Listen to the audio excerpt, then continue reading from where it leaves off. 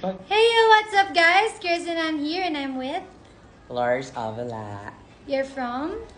Negros Occidental. How old? 21. Okay. Ay, kuya pala. Ay, ate. Ate. Sorry, ate. Ate pala, ate. So, okay. Since nag-audition ka for season 7, ano yung reason Season mo ba... ano? Season 5. Ay, season 5, season 6. Oh, nag-audition ka Yes. rin. Ano ba yung reason mo ba't ka nag-audition? Wala lang. Gusto ko pa ma-explore at ma-enhance yung aking talent. At hindi ko pa nakita yung iba kong talent. So, gusto ko dito ma-discover. So, yun. Nag-audition. ka. Yeah.